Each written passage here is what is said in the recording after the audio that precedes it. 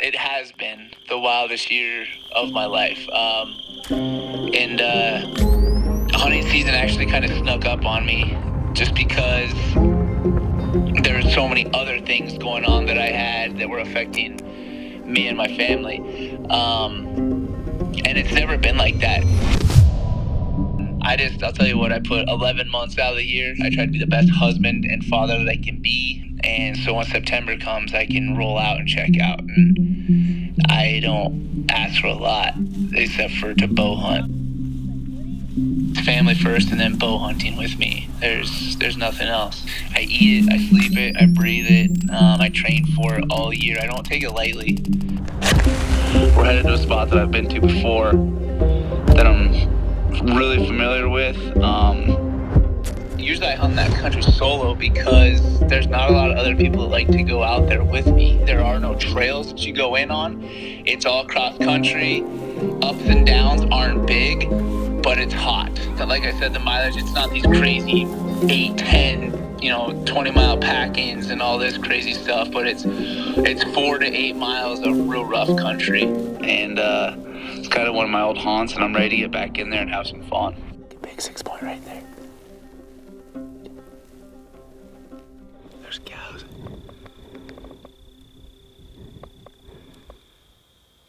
Yep, she's walking right there. Good.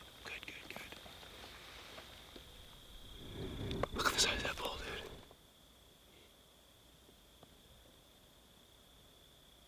That's a good bull.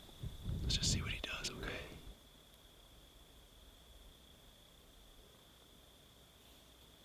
I don't really like our wind right here. Alright, this bull, they just popped out of these trees right here. The cows kind of thought they saw something, so they just skirted around.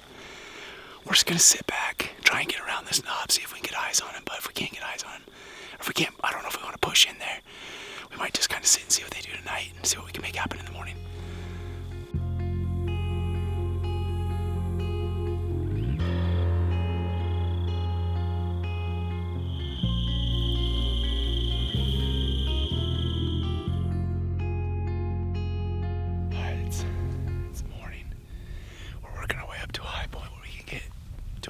Spot where we can get some eyes on that bull. Hopefully we saw last night with his cows.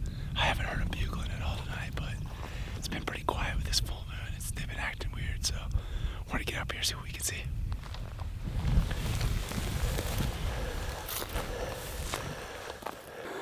Be careful up here, I don't want you to see us.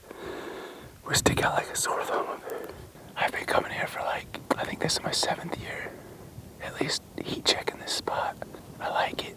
I got a Rolodex of spots. This is one of the spots I always got to check, and then if it's on, it's on. If it's not, you move on. So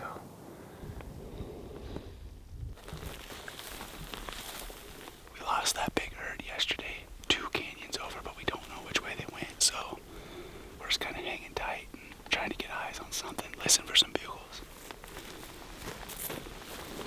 Oh, shoot. There's a bull right there.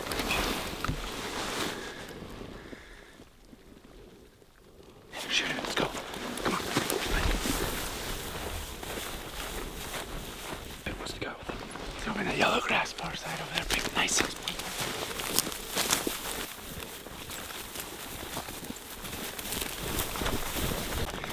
We gotta get to that ridge because he slipped behind it already.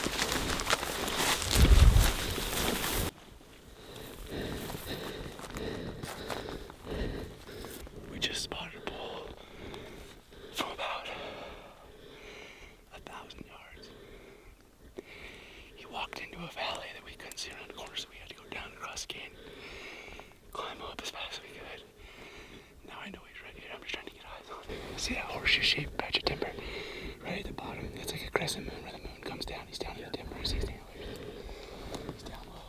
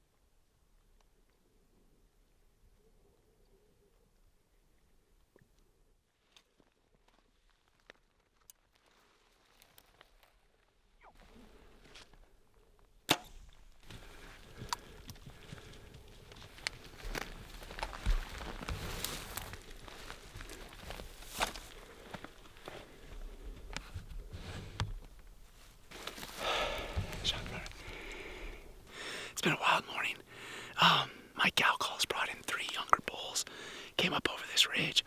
One of them was a nice 6x6 with a little kicker, a little 6x7. Not a giant, but something I'd be damn proud of. And yeah, I didn't. The last range I got was at like 80, and they were coming right at us. And then they went into a dip, and the first bull approached. They were kind of quartering past us, and I could see his antlers, and I was guessing him at about 40, 35, 40.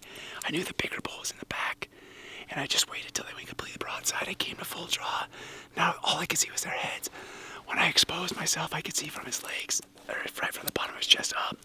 I settled 45 yards. I walked up to where the elk were. Cam, the cameraman, stayed back. I ranged him.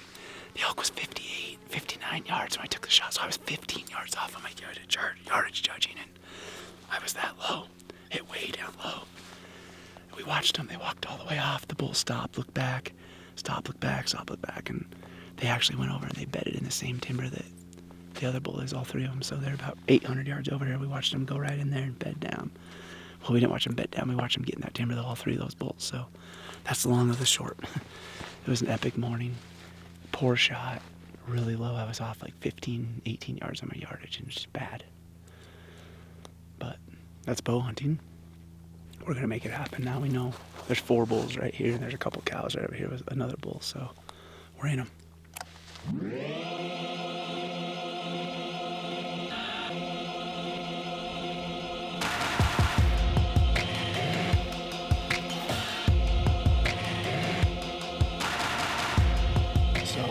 I think one of the biggest things that guys struggle with is like midday and burning that time. And like right now we're sitting anywhere between like 7 and 10 hours between glassing times because the days are so long. And anyways, like midday tips for me is get comfortable, save your water. If we're walking around in the middle of the afternoons, running ridge lines or whatever, everything's bedded, everything's looking out. So there's a real good chance of getting caught, getting busted by something that you can't see because they're in such thickets. The elk, the deer, they're doing the exact same things. They're just tightly bedded, waiting till evening till it cools off so they can get up, move around, get a drink, and get some feed. So yeah, that's why we kick it. You gotta be real good at relaxing for 10 hours in the dirt with ants and flies all over you. I think this hunt is gonna be a hunt that just shows perseverance. It shows that if you put your mind to it, you can do anything. You can push through anything, and you can set things aside and enjoy doing what you do, doing what you know, and knowing that you have support at home. I think makes it easier. We saw one good 6-point. We saw 2 cows, a calf, and then a raghorn. Man, it was 6 one way, half a dozen the other. And I know it sounds simple just to be able to say this, but until you've sat in one spot for 10 hours, literally just shuffling around one bush, trying to hide from the sun when it's 95 to 100 degrees, it's like being in prison. I guess that was a really long-winded way of saying that it's tough, and you don't realize it till you're in there. There's no way that you can really prepare for it. I can't say I love this route, but we need to get down and we need to get across. Keep it on wind going down.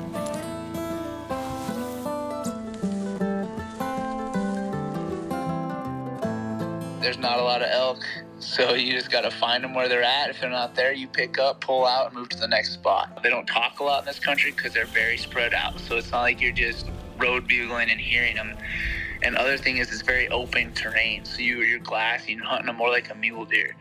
But no, there's no real questions that I have going into it. It's more of just where are the elk going to be and where are the people not going to be.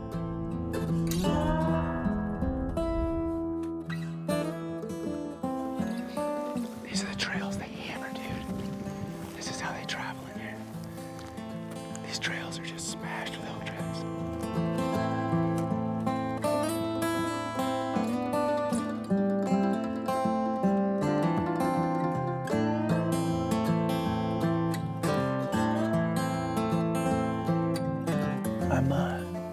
I'm a very impatient person. I like to go. I'm a very aggressive hunter. So to sit here all day for like Nah, man, we've sat here like 9 hours today now.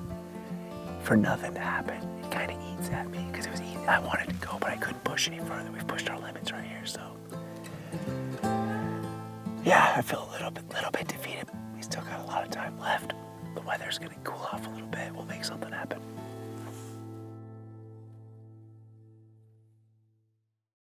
Day 4. We got a bull bugling right across from campus. We're getting ready this morning. Here we go.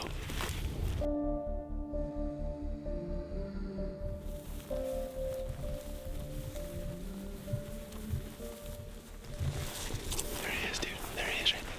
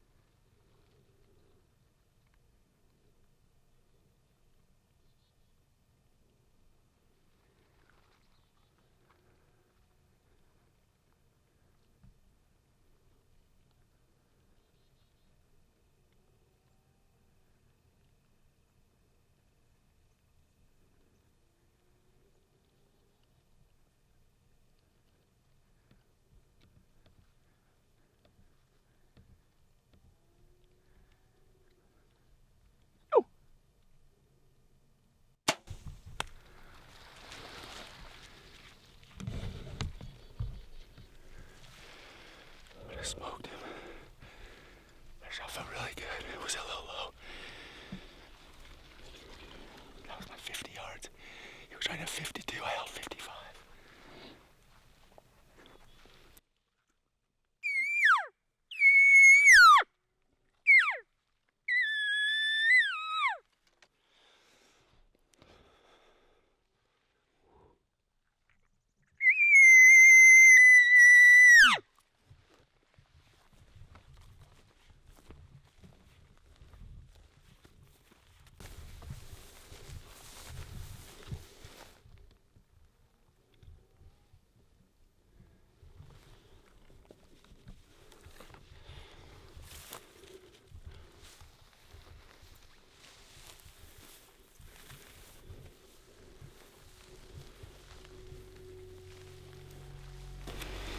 Shot felt really good. Took my time. Hoping it wasn't low. The way he reacted almost looked like a low hit. It felt really good though. I don't want to get too excited yet. The arrow hit hard and stuck hard. That's one thing that makes me nervous. It wasn't like it blew completely through it. I didn't hit shoulder. I stayed away from the shoulder. Yeah, we just watched the footage. Had on my ranges. It looks like I definitely hit him. Looks like I hit him low in the pocket. I'm just hoping it's high enough that it got something. It definitely hit hard. When he runs off, you can't see my arrow, so I don't know what we got for penetration or what. We're gonna go up here and look for the arrow and some blood now the sun's come up. I don't know what I hit there. It hit really hard. That's the only thing that scares me. That's hard. Isn't the empty sound I wanted. It hit hard. I could tell right away. Let's go up here. Cross our fingers.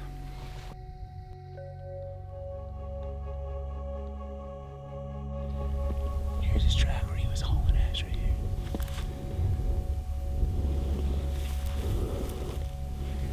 He's just peeling out right there. There's where his other foot hit right there. Boom.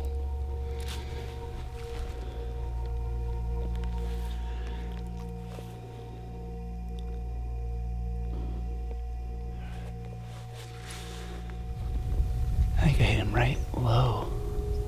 I don't know what happened there. I think I hit him low in the brisket.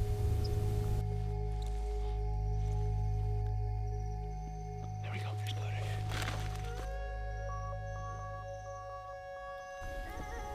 He does walk. This is absolutely the hardest to track blood in, is in tall yellow grass. In my opinion. This and pine dove, but I got on sagebrush, I got it on grass. I got his big old heavy track. Let's see. Mark this spot of blood. He's not bleeding very good. Let's go back. Now we picked up his blood after he went about 15 yards, so the arrow's laying back there in the grass. We looked at the footage, we can't see the arrow stuck out of him, but it didn't clean past through him, so obviously the arrow stuck in him somehow. I just want to pick up some more blood. Good blood. Brisket fat. Exactly what I was scared of. I hit him right in the brisket.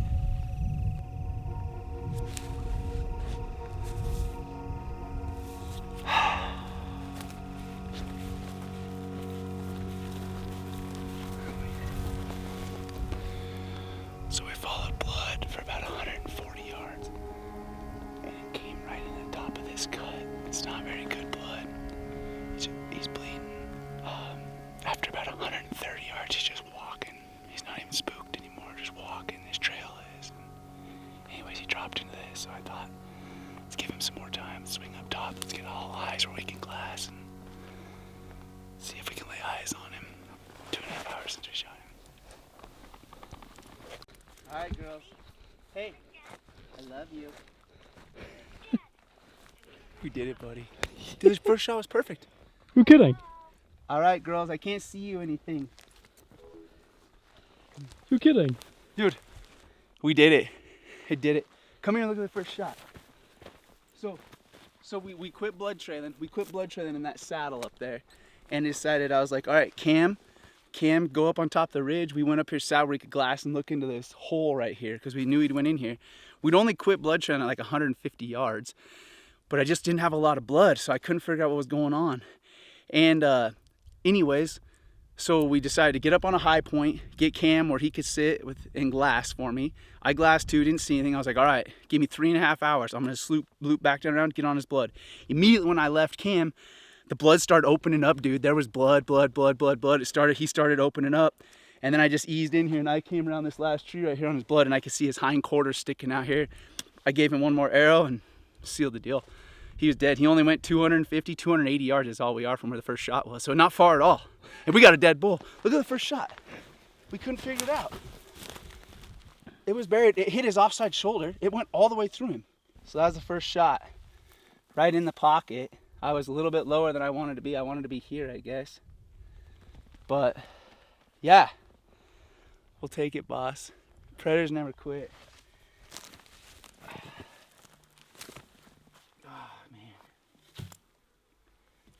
Look at that.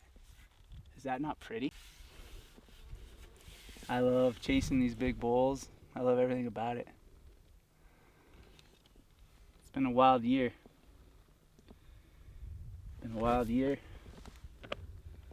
Couldn't be more grateful than this. This is a good start to the 2023 season. Got a Montana tag too, so this is awesome. We definitely lucked out to roll into the first spot and find a good bull the first night. That was Dude, there's no words. that doesn't always happen. I've been into this spot multiple times and never seen an elk in there. Throughout the hunt, it looked like we had a lot of elk, but we only saw like a grand total of about 10 or 11 elk. Well, I can sit here and say that I like to strategically plan and not blow them out and be smart about it, but if there's an elk there and I got a bow in my hand, it's a bull that I want to kill, I'm probably going to go after him. Bigger than I thought. Oh, really? Pictures, yeah. Oh yeah. The 4-year-old 6-point. Nice. Good work. Yeah, that'll work, huh? Yeah. It's hard to pass bulls like that. Yeah, I wouldn't over pass the counter tag. I wouldn't pass that bull. Love dark. He's got some dark horns. It's awesome. Good boy. Well, should we eat a sandwich and then get rolling? Fresh elk heart. Packed the heart out last night. Cam cooked it up.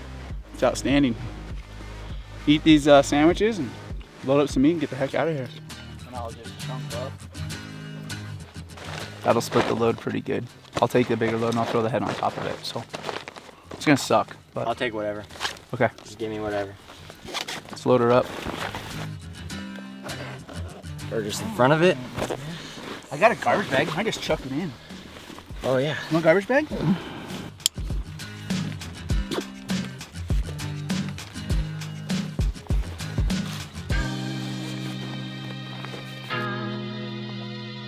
I got stage fright?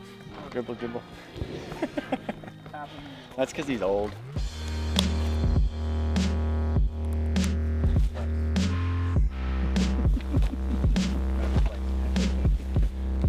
Let's get out of here.